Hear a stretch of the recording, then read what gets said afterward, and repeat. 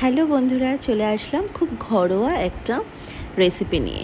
লাউ শাকের চচ্চড়ি বড়া দিয়ে। প্রথমে আমি মটর ডালগুলোকে ভিজিয়ে নিয়েছিলাম, এরপর এটার স্মুথ একটা পেস্ট বানিয়ে নিয়েছি। এটার মধ্যে আমি কিন্তু কয়েকটা কাঁচা লঙ্কাও অ্যাড করেছি।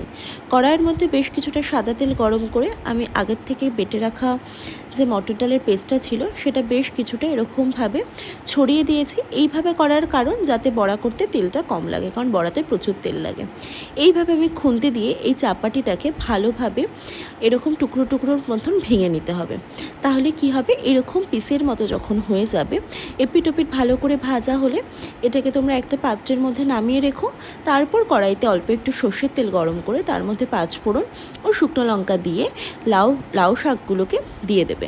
লাউ শাকগুলোকে বেশ কিছুটা তাড়াতাড়ি সেদ্ধ হওয়ার জন্য আমি এখানে কিছুটা লবণ ও কিছুটা হলুদ দিয়ে দিয়েছি। আমি লাউ শাকগুলো কিন্তু আগে থেকে একটুখানি ভাপিয়ে নিয়েছিলাম। এবার আমি অ্যাড করছি এটার মধ্যে কিছুটা গুড়। আমরা চিনি অ্যাভয়েড করি, তার জন্য গুড় দিয়েছি, তোমরা চাইলে চিনি দিতে পারো। এবার এখানে কিছুটা জল দিয়ে দিয়েছি। এরপর আমি এখানে ঝালের জন্য কয়েকটা কাঁচা লঙ্কা অ্যাড করে ঢেকে দিয়েছি। ঢাকনাটা আমি খুলে যখন দেখব লাউ শাকগুলো প্রায় সেদ্ধ হয়ে এসছে, তখন আমি এটার মধ্যে আগে থেকে করে রাখা চাপাটিগুলো অ্যাড করে দেবো। ব্যাস, অ্যাড করে ফুটিয়ে নিলেই আমাদের মটর ডালের চাপাটি দিয়ে লাউ শাকের রেসিপি রেডি। তোমরা কিন্তু চাইলে লাউ শাকটাকে সেদ্ধ করেও নিতে পারো, নাও নিতে পারো, এটা লাউ শাকের কোয়ালিটির উপর ডিপেন্ড করছে।